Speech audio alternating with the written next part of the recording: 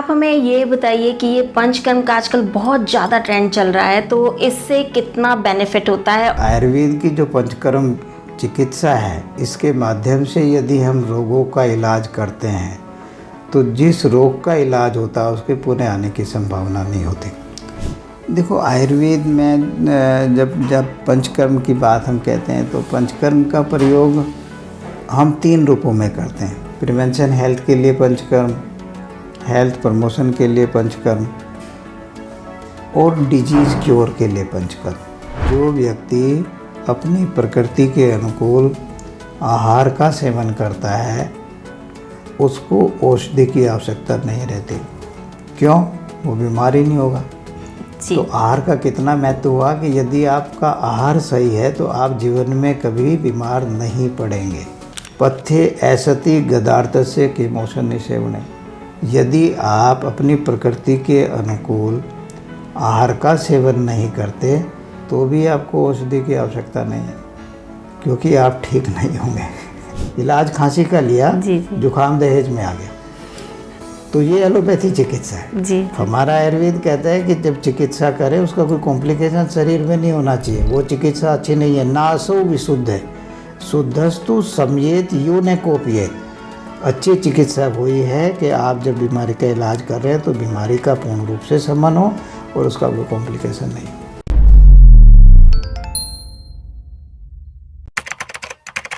नमस्कार, D5 channel Hindi देख रहे दर्शकों का मैं वंदना स्वागत करती हूं। आज हम आए हैं राजस्थान जोधपुर में और यहाँ पे हॉस्पिटल है आरोग्यम, जहाँ के हेड हैं डॉक्टर अरुण त्यागी, जो कि आयुर्वेद में माहिर हैं। डॉक्टर त्यागी, आज हम आपसे बात करेंगे पंचकर्म पे। तो सबसे पहले हमारे चैनल में आपका बहुत बहुत स्वागत है। थैंक यू, आपका भी हार्दिक स्वागत। डॉक्टर साहब, आप हमें ये बताइए कि ये पंचकर्म का आजकल बहुत ज़्यादा ट्रेंड चल रहा है, तो इससे कितना बेनिफिट होता है और ये किस काम में आता है? देखो, पंचकर्म एक चिकित्सा का उपक्रम है, मतलब इसके माध्यम से विभिन्न रोगों की चिकित्सा की जाती है और आयुर्वेद चिकित्सा में पंचकर्म का बहुत महत्व है। पर क्योंकि आयुर्वेद बहुत पुरानी चिकित्सा व्यवस्था है, सृष्टि से भी 10-15 हज़ार साल पहले, और एक तरीके से देखें तो पहले देवलोक में आयुर्वेद की चिकित्सा थी, फिर पृथ्वीलोक बना तो पृथ्वीलोक में आयुर्वेद की चिकित्सा है। तो ब्रह्मा द्वारा उपदिष्ट हम इसको मानते हैं कि ब्रह्मा से आयुर्वेद का ज्ञान आया है। तो इसमें जो पंचकर्म विधा पहले अच्छी तरह पर फलीभूत थी, पर धीरे धीरे काल सापेक्ष ये विधा एक तरीके से कम हो गई। तो चिकित्सा तो करते थे आयुर्वेद की, पर जो पंचकर्म एक महत्वपूर्ण अंग है वो छूटा हुआ था। पर दक्षिण भारत में ये व्यवहार में थी। जो अपना केरल क्षेत्र है, केरल से जो सटा हुआ तमिलनाडु है, कर्नाटक है, वो लोग व्यवहार में पंचकर्म करते थे। पर उत्तर भारत में तो धीरे धीरे सिमट ही गया था। तो पंचकर्म एक चिकित्सा व्यवस्था है जिसके माध्यम से हम रोगों को समूल नाश करते हैं। जैसे कहते हैं ना कि रोग वापस नहीं आए। आप व्यवहार में सुनते हो कि क्या डॉक्टर साहब वापस फिर हो जाएगा। तो एलोपैथी जो चिकित्सा विधा है उसमें प्राय इस बात का डर बना रहता है कि जो रोग खत्म हुआ है उसके वापस आने की संभावना बनी रहती। पर आयुर्वेद की जो पंचकर्म चिकित्सा है, इसके माध्यम से यदि हम रोगों का इलाज करते हैं तो जिस रोग का इलाज होता है उसके पुनः आने की संभावना नहीं होती। तो संस्कृत में एक श्लोक है कि दोषा कदाचित कुप्यंती जिता लंघन पाच नहीं। मतलब आपने यदि अपने रोग का इलाज केवल लंघन चिकित्सा या पाचन चिकित्सा, इसको आप इस रूप में समझो कि केवल गोली खाई, कोई काढ़ा पिया, दवाई ली और बीमारी चली गई। तो यदि इसको हम आयुर्वेद में कहते हैं लंघन पाचन, कि यदि हम लंघन पाचन के माध्यम से किसी बीमारी का शमन करते हैं, किसी बीमारी को समाप्त करते हैं, तो उसके पुनः आने की संभावना बनी रहती है। पर यदि आपने उस बीमारी का इलाज पंचकर्म पूर्वक किया है, पंचकर्म के माध्यम से किया है, तो वो इस जन्म में कभी वापस नहीं आएगी। तो पंचकर्म विधा वो है जो रोगों का समूल नाश करती है। जी, पंचकर्म में कौन कौन सी चीज़ें शामिल होती हैं? पंचकर्म में मुख्यतः तो 5 ही क्रियाएं हैं। पहला है वमन। वमन के माध्यम से दोषों को बाहर निकालना। वमन का सामान्य अर्थ है उल्टी करना। तो जब हम उल्टी कराते हैं, एक उल्टी तो बीमारी वाली उल्टी होती है कि आपने कुछ उल्टा सीधा खाया तो शरीर उसको बाहर फेंकता है, वो हुई बीमारी। लेकिन यदि हम खुद किसी मेडिसिन के माध्यम से, दूध के माध्यम से हम जब खुद उल्टी कराते हैं दोषों को बाहर निकालने के लिए, फिर वो चिकित्सा की कैटेगरी में आता है और उसका नाम है वमन। और वमन पंचकर्म का पहला उपक्रम है।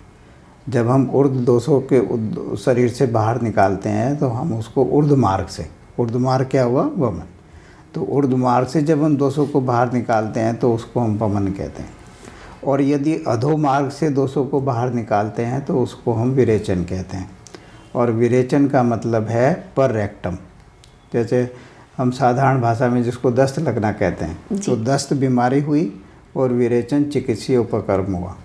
तो पहले 2 हुए, वमन ऊर्ध्व मार्ग से दोषों का निर्हरण और विरेचन अधो मार्ग से दोषों का निर्हरण। फिर तीसरा नंबर आता है निरूह बस्ती। बस्ती के दो प्रकार हैं। निरूह बस्ती कहते हैं कि हम किसी औषधि को किसी बस्ती के माध्यम से, पुटक के माध्यम से रेक्टम में प्रवेश कराते हैं तो वो औषधि अपना काम करती है, तो उसको हम कहते हैं निरूह बस्ती। यदि उसमें क्वाथ की प्रधानता है और यदि उस बस्ती में तेल की प्रधानता है तो उसको हम कहते हैं अनुवासन बस्ती। तो निरूह बस्ती तीसरा उपक्रम, अनुवासन बस्ती चौथा उपक्रम पंचकर्म का, और 5वां कहलाता है नस्य। नाक से औषध लेना नस्य कहलाता है। आपने देखा होगा पुराने ज़मानों में कि नाक से कोई सूंघनी जिसको बोलते थे, जी जी, नस्वार तो कटफल नस्य हैं, जो नस्वार कहते हैं, वो भी उसी का एक हिस्सा है।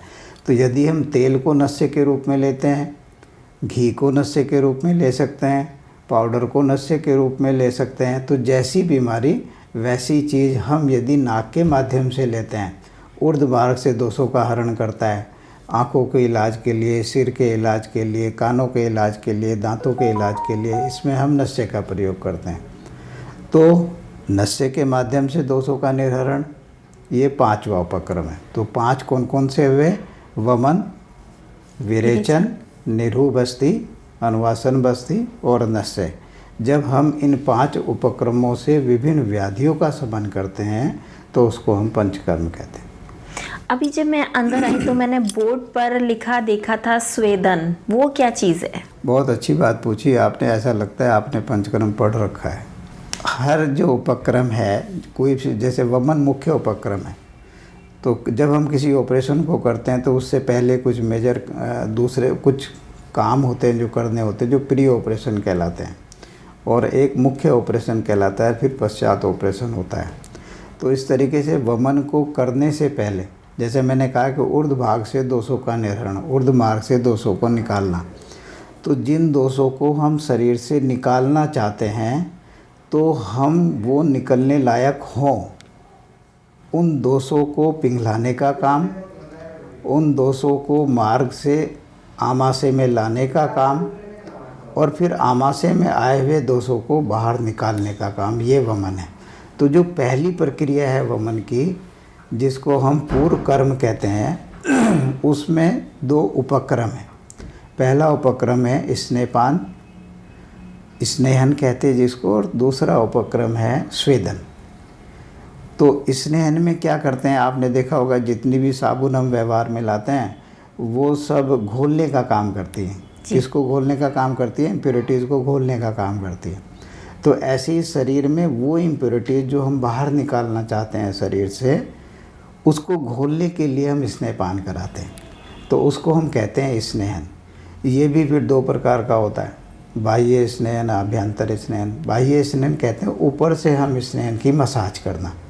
तो आपने जगह जगह देखा होगा कि भाई तेल की मसाज जी। तो जो तेल है, अलग अलग बीमारियों के अलग अलग तेल होते हैं, और वो अभ्यंग है, उसी को हम मसाज कहते हैं। और यदि हम आभ्यंतर स्नेहपान लेते हैं तो हम उसको स्नेहपान बोलते हैं, कि डेली हम आपको एक मेडिसिन के रूप में स्नेह पिलाएंगे। तो हम प्योर स्नेह भी देते हैं गौघृत, और हम औषधि से सिद्ध स्नेह भी देते हैं। तो जो औषधि से सिद्ध स्नेह है वो भी स्नेहपान कहलाता है, और गोघृत जब हम वैसे पिलाते हैं वो भी स्नेहपान कहलाता है। तो वो डिजीज़ के अनुसार अलग अलग।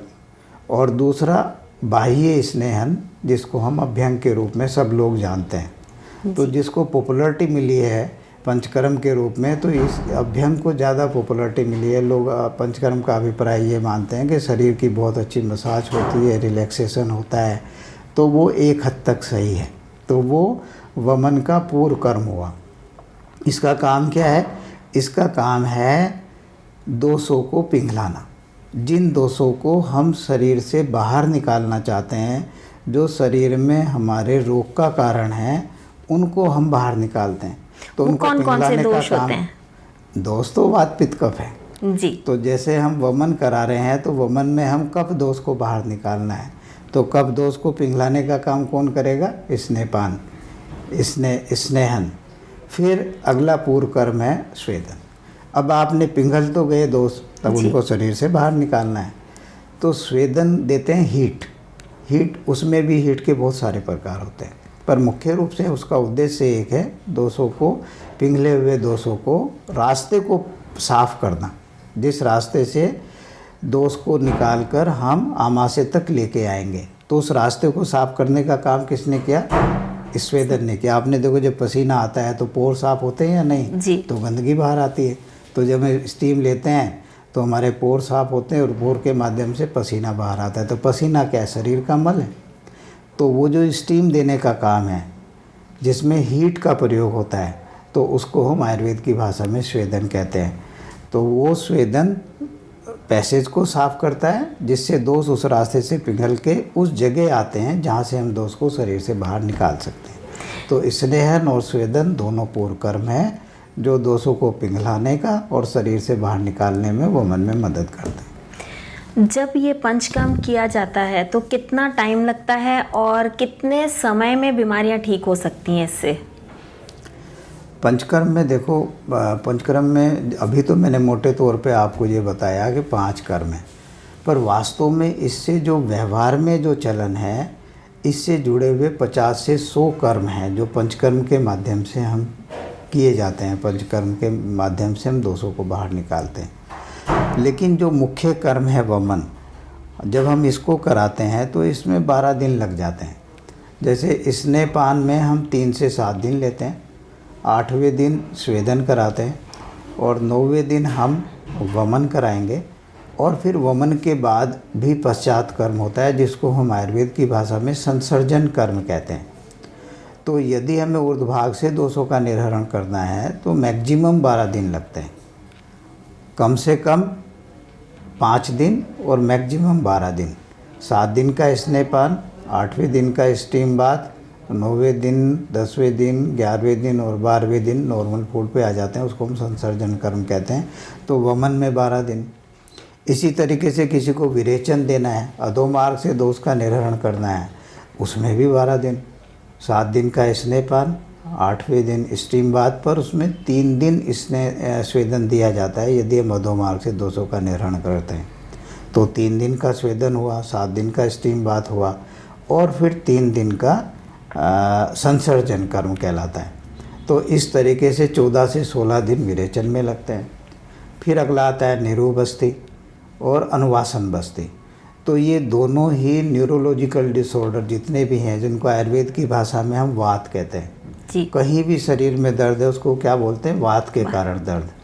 तो वो वात को जीतने के लिए हम बस्ती का प्रयोग करते हैं और उसमें 2 विधा है, निरूह बस्ती और अनुवासन बस्ती।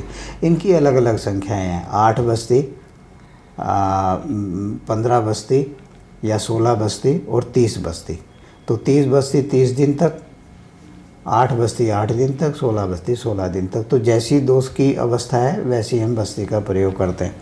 और आयुर्वेद में एक विधा और कहलाती है कि जितने दिन हम ट्रीटमेंट देते हैं उससे दुगना परिहार काल कहलाता है। परिहार काल का मतलब आपका हम खाना तय करेंगे कि आपको इतना खाना है, ये चीज़ खानी है, ये चीज़ नहीं खानी, उसको हम परिहार काल कहते हैं। तो उसमें आप सामान्य भोजन नहीं करेंगे, मेडिकेटेड जो आयुर्वेद में चिकित्सक तय करेगा उस भोजन की व्यवस्था ही आपको करनी होगी, वो परिहार काल कहलाता है। तो यदि 30 दिन का बस्ती कोर्स है तो 60 दिन का परिहार काल हो गया, तो 90 दिन बस्ती में लग गए। और फिर लास्ट वाला नस्य है, तो 7 दिन का नस्य, 14 दिन का नस्य, 21 दिन का नस्य, और एक नस्य तो ऐसा है जिसको हम प्रतिमर्श नस्य कहते हैं। तो आयुर्वेद कहता है कि जन्म से लेकर मृत्यु तक आपको प्रतिमर्श नस्य लेना चाहिए, 2 बूंद इस नाक में, 2 बूंद इस नाक में, और 14 हमारे काल होते हैं। इन 14 कालों में आप प्रतिमर्श नस्य का प्रयोग कर सकते हैं। तो इस तरीके से नस्य की संख्या 7 मान सकते हैं, बस्ती की संख्या 90 दिन लगें, और वमन में 12 दिन, विरेचन में 16 दिन, इस तरीके से इसमें समय सीमा होती है। किन किन बीमारियों का इलाज संभव है? देखो, आयुर्वेद में जब पंचकर्म की बात हम कहते हैं तो पंचकर्म का प्रयोग हम 3 रूपों में करते हैं। प्रिवेंशन हेल्थ के लिए पंचकर्म, हेल्थ प्रमोशन के लिए पंचकर्म, और डिजीज़ क्योर के लिए पंचकर्म। प्रिवेंशन हेल्थ और प्रमोशन हेल्थ, इसमें एक छोटा अंतर होता है। प्रिवेंशन हेल्थ कहलाता है कि हम बीमारी नहीं आए, शरीर हमारा ऐसा बना रहे कि बीमारी नहीं आए। और प्रमोशन कहते हैं कि थोड़ी बहुत कुछ गड़बड़ है, उसको थोड़ा इम्प्रूव करना है, तो उसको हम कहते हैं हेल्थ का प्रमोशन करने के लिए पंचकर्म। और तीसरा है पर्टिकुलर, अब शरीर में बीमारी आई है तो हमें बीमारी को क्योर करना है, तो उसके लिए पंचकर्म। तो जो प्रिवेंशन हेल्थ है उसके लिए जो पंचकर्म किया जाता है, जैसे आप डेली मसाज करते हैं जी, कि सुबह उठे पैरों की मसाज, सिर की मसाज, बालों में तेल लगाया, और आँखों में अंजन डाला, कानों में कर्णपूरण किया, दांतों में हमने जैसे दातुन करते हैं, तो आयुर्वेद में इसका मंजन है, ये भी दोषों को बाहर निकालता है। अपने उसको हम कहते हैं गंडूस, आयुर्वेद की भाषा में गंडूस के, हमने जैसे मुंह में पानी भरते हैं तो मुंह में अलग अलग तरीके के तेल। तो ये सारे जो पंचकर्म के छोटे छोटे उपक्रम हैं, ये शरीर के प्रिवेंशन के लिए, हेल्थ प्रिवेंशन के लिए हम जीवन भर करते हैं जी, कि हम 100 साल तक देखें अपनी आँखों से, तो उन आँखों में हम क्या करें रोज़। तो रोज़ हमें अपनी आँखों को संभालना है।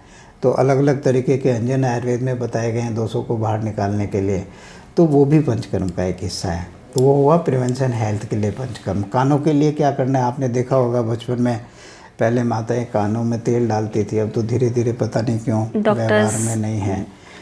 डॉक्टर तो एलोपैथिक डॉक्टर्स जो हैं वो मना करते हैं, कहते हैं नाक कान में तेल नहीं डालना चाहिए। इवन एलोपैथिक दवाइयाँ खा करके लोग जो अपने रोग को सप्रेस कर देते हैं, वो दवाइयाँ सप्रेस करती हैं, रोग को पूरी तरह से ठीक नहीं करती, और उनके साइड इफ़ेक्ट भी बहुत होते हैं, और फिर भी लोग आयुर्वेद को छोड़ करके उसी ओर जा रहे हैं।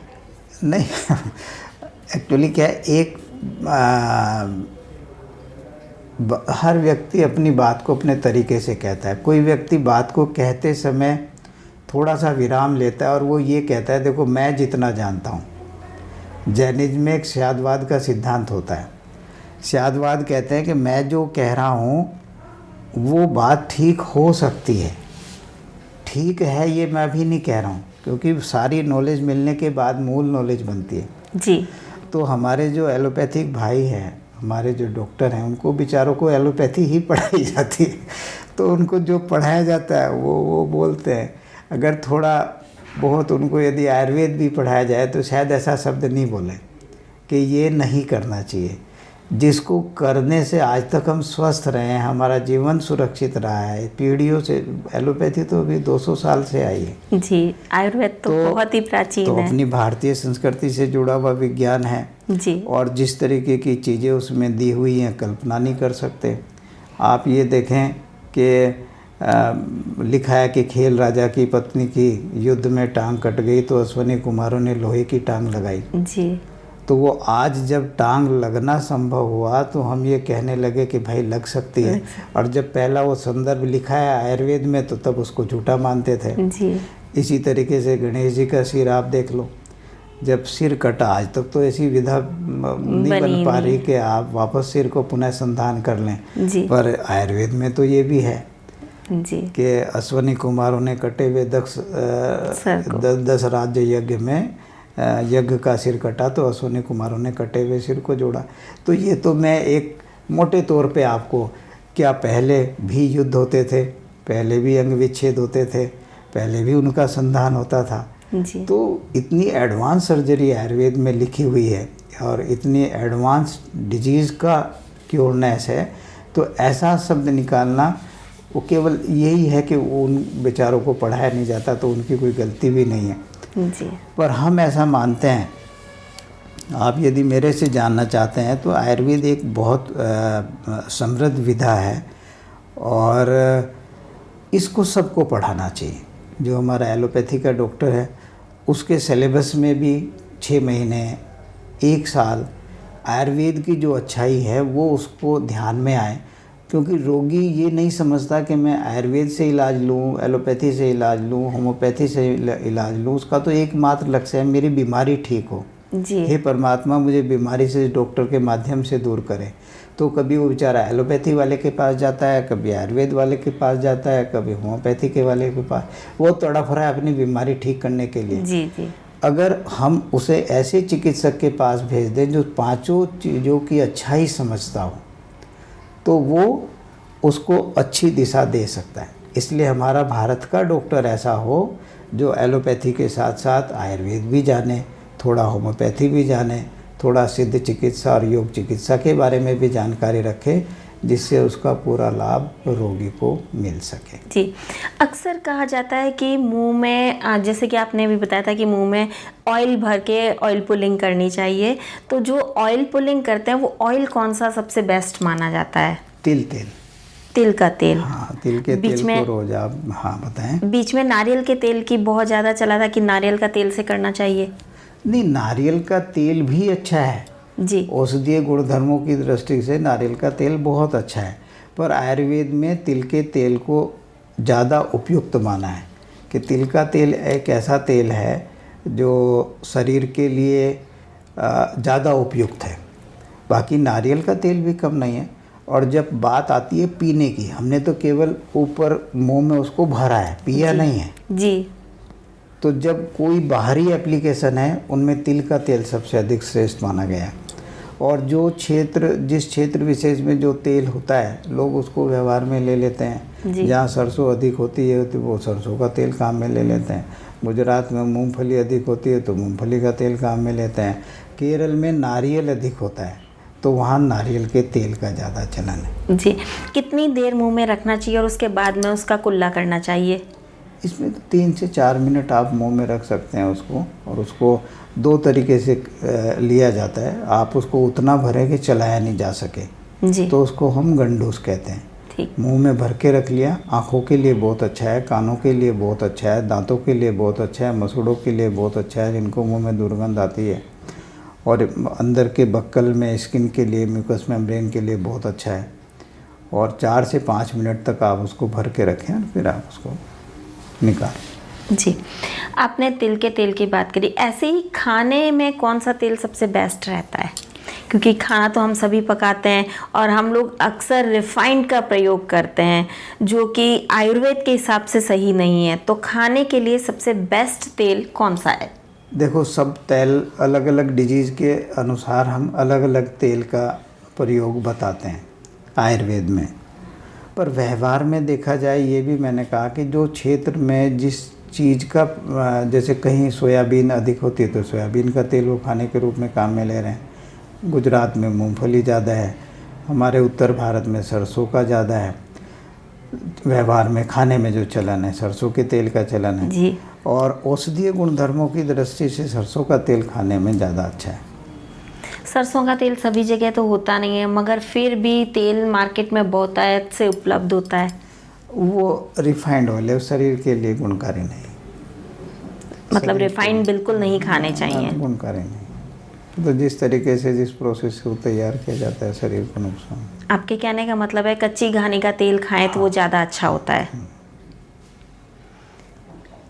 अभी हमने बात करी पंचकर्म पे, खाने पीने पर। ऐसे ही कहा जाता है, जैसे आयुर्वेद के अंदर कहते हैं कि फास्ट फूड नहीं खाना चाहिए, packed food, fast food. Actually हम तो ताज़ा खाना बनाने के लिए रिकमेंड करते हैं, भी खाना ताज़ा हो, बासी खाना तो रोग का कारण होता है। तो जहाँ तक फास्ट फूड की बात है, तुरंत बनाया, एक तो सबसे बड़ी चीज़ है उसमें उपयोग में क्या क्या चीज़ें आ रही हैं, उनकी समय सीमा कौन तय करे कि कब की क्या चीज़ बनी हुई है, और जो चीज़ हम खा रहे हैं वो शरीर के लिए उपयोगी है या नहीं, तो बिल्कुल उपयोगी नहीं है। जो पैक्ड फूड आते हैं उनमें प्रिजर्वेटिव्स डले होते हैं, मेन वजह यही है। प्रिजर्वेटिव डले होते हैं, उनकी कोई कैलोरी की कोई सीमा नहीं होती। एक छोटी सी चीज़ में 1000 कैलोरी, अब 10 रोटी खाने में 1000 कैलोरी कंज्यूम होती है, आपने थोड़ी सी चीज़ में ले ली तो आप धीरे धीरे मोटे होते चले जाएंगे जी। तो जब से इजीली ये इस तरीके का भोजन मिलने लगा, जिसको अपन फास्ट फूड कहते हैं या बेकरी आइटम्स कहते हैं, पहले तो भोजन बनना है तो भोजन की वेट करते थे, 2 घंटे बाद भोजन मिलेगा। अब तो मन में विचार आया नहीं, उससे पहले ऑर्डर और फिर खा लेते हैं। तो एक तो फूड अच्छा नहीं है, फिर आसानी से उपलब्ध है और ज़्यादा खाया जाता है, कैलोरी इंटेक ज़्यादा है, और आपको ये बात तो माननी पड़ेगी कि इन सब चीज़ों के कारण बहुत सारी बीमारियां शरीर में पनपी हैं जी। जो कैंसर पहले सुनने को नहीं मिलता था, वो अब कैंसर बहुत आसानी से आदमी महसूस भी करने लगा, और अच्छा आपको भी हो गया।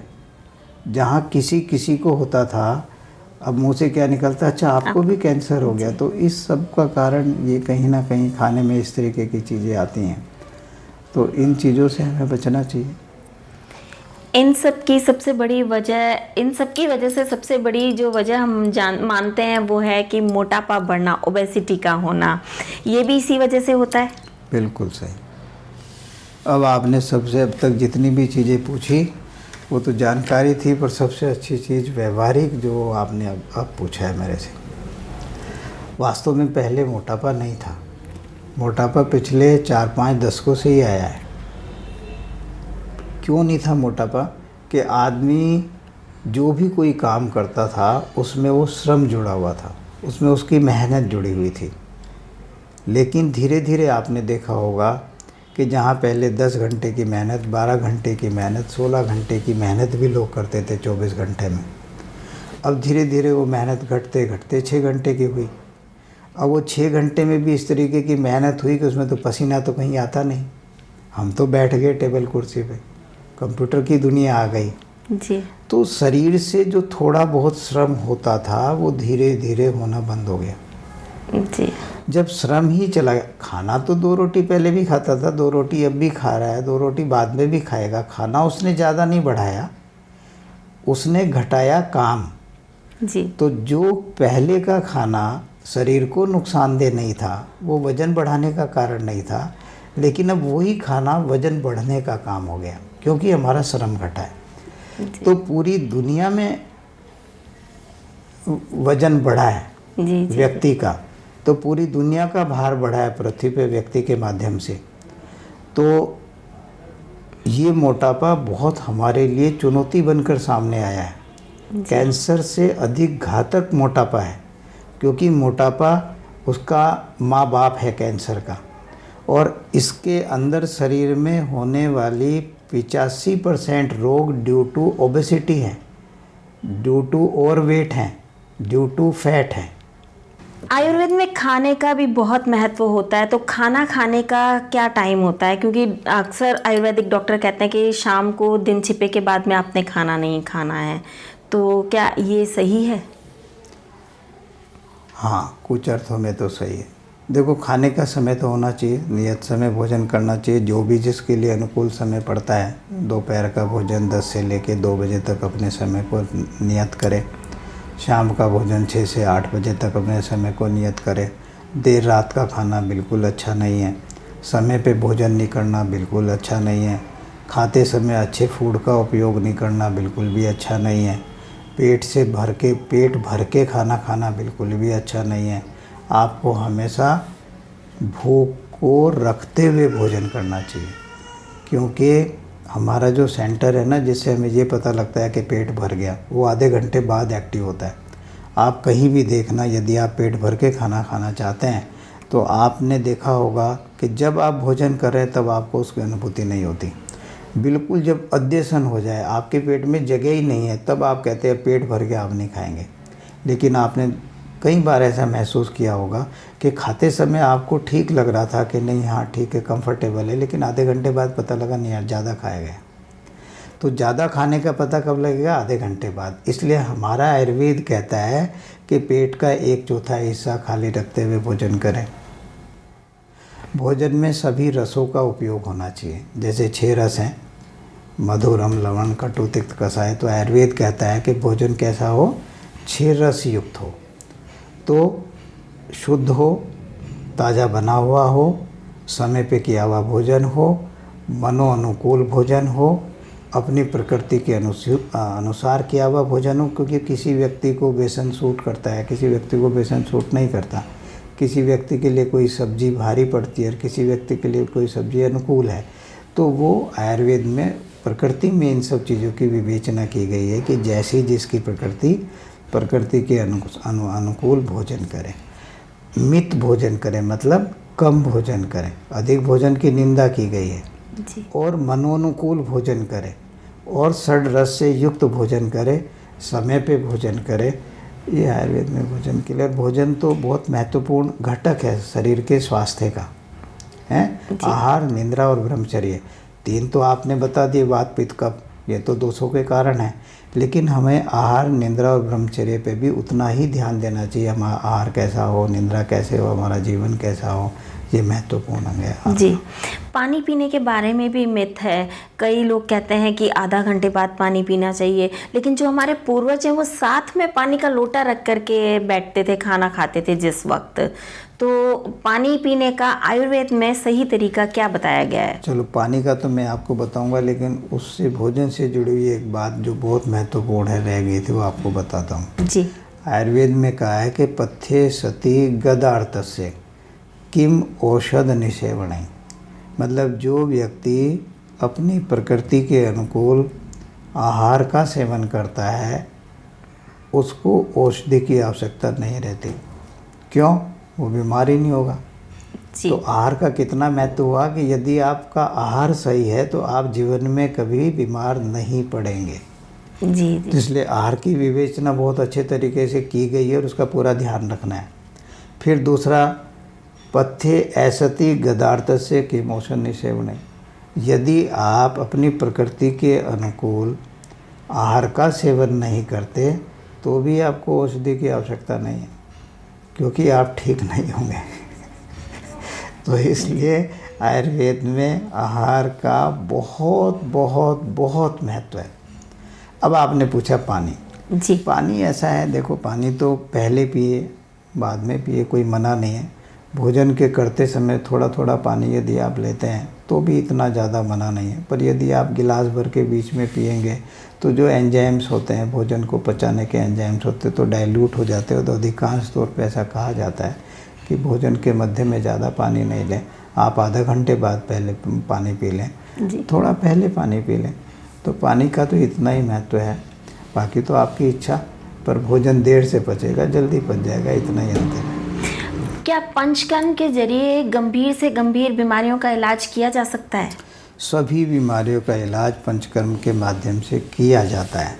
अब बात ये है कि कुछ डिजीज़ असाध्य कैटेगरी की हैं, वो ठीक नहीं होती, तो पंचकर्म तो करेंगे ही, क्योंकि पंचकर्म एक लाइन ऑफ ट्रीटमेंट है। किसी आदमी को कैंसर है तो उसका इलाज तो किया जाएगा, पर वो क्योर हो नहीं हो वो प्रकृति के ऊपर है, परमात्मा के ऊपर है, गुण दोष के ऊपर है, शरीर की ताकत के ऊपर है। तो वो सब चीज़ें अलग अलग है। तो पंचकर्म हर बीमारी में किया जाता है, क्योंकि 3 दोष हैं, वात, पित्त, कफ, जो शरीर में होने वाली संपूर्ण व्याधियों का कारण है। तो कहीं वात से संबंधित बीमारी है तो हम बस्ती चिकित्सा करेंगे, पित्त संबंधित बीमारी है तो हम विरेचन चिकित्सा करेंगे, कफ से संबंधित बीमारी है तो हम कफ चिकित्सा करेंगे। और जब पहले आपने क्वेश्चन मेरे से पूछा था कि पंचकर्म का उपयोग किस किस रूप में करते हैं, तो मैंने वहाँ आपको कहा था प्रिवेंशन हेल्थ के लिए पंचकर्म, और उसमें कुछ कर्म भी बताए थे। आँखों का अंजन है, कर्णपूरण है और अभ्यंग है शरीर का, तो वो प्रिवेंशन हेल्थ के लिए किया जाता है। दूसरा होता है हेल्थ प्रमोशन के लिए पंचकर्म। आपने आयुर्वेद की एक बहुत अच्छी विधा है जो अभी धीरे धीरे कुछ कुछ टुकड़ों के रूप में कहीं कहीं सुनने को मिलता है, जबकि पहले तो व्यवहार में था जी। कि सर्दियों में सब लोग ताकत की चीज़ें बनाते थे और उनको खाते थे। बिल्कुल।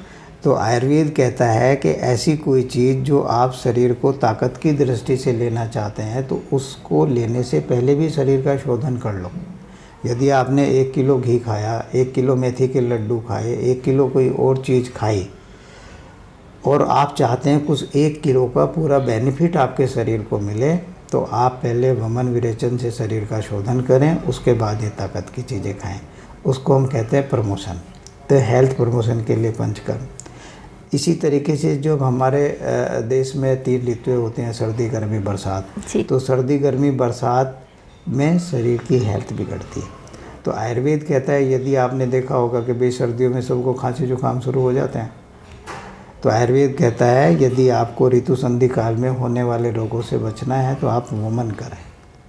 तो जैसे ही जनवरी में सर्दी ख़त्म होती है, जनवरी फरवरी में, तो आप फरवरी के लास्ट वीक में और मार्च के फर्स्ट वीक में वमन कराना चाहिए, क्योंकि इस काल में कफ का उद्रेक होता है, तो जो स्वाभाविक रोग होने वाले हैं वो नहीं होंगे। तो रोगों की अनुत्पत्ति नहीं हो तो आपने वमन ले लिया। इसके बाद शरद ऋतु के बाद इसी तरीके से आपने देखा होगा फिर गर्मी पड़ी, तो गर्मी में वात दोष का उद्रेक होता है। तो वात दोष की चिकित्सा के लिए आपको बस्ती चिकित्सा लेनी है, तो गर्मी के बाद बस्ती चिकित्सा ले ली। फिर बरसात आ जाती है, बरसात के बाद फिर आपने देखा होगा दस्त लगेंगे, हैं, इस तरह स्किन डिजीज आती है, तो वो नहीं आए तो उसके लिए विरेचन।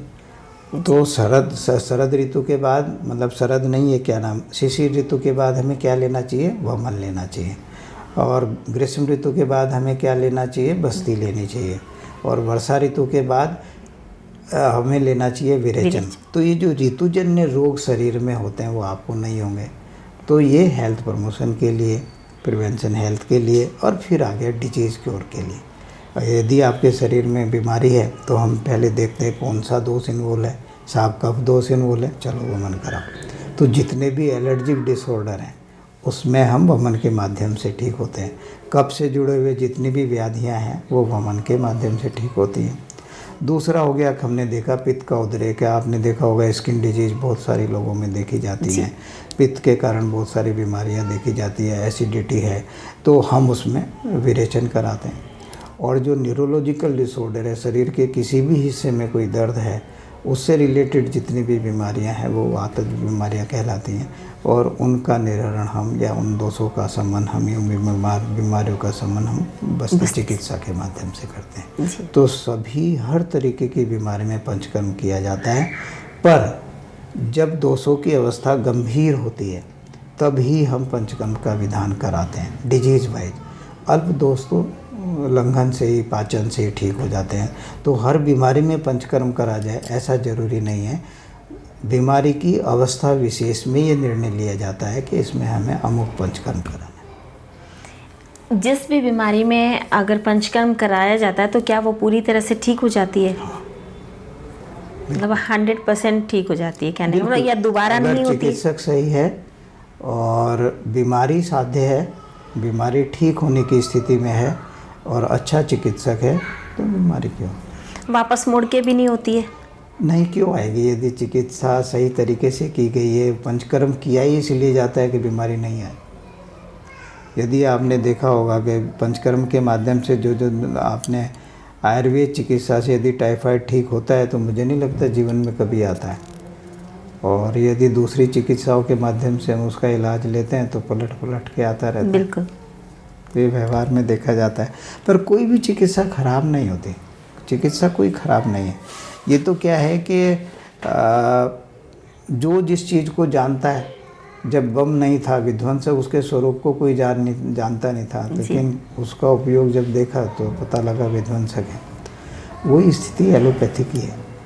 एलोपैथी खराब नहीं है, लेकिन उनको उस चीज़ का पता 20 साल बाद पता लगता है कि हमने जो ये विधा चलाई थी इसमें थोड़ी गड़बड़ हो गई, इसलिए शरीर को इतना नुकसान हुआ। बिल्कुल। तो नुकसान भी वही बता रहे, तो फायदे भी वही बता रहे।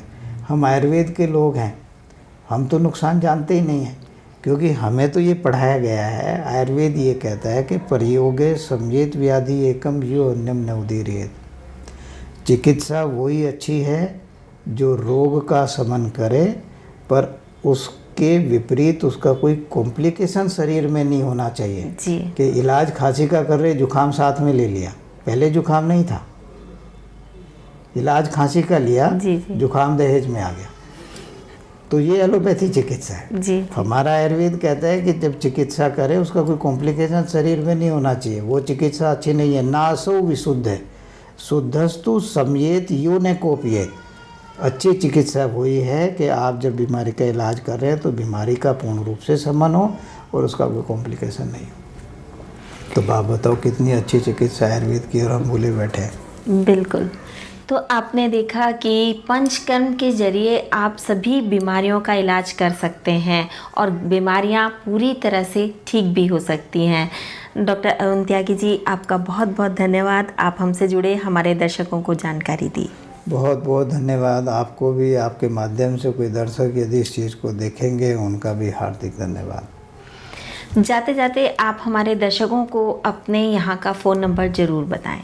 9667950575 9667950575।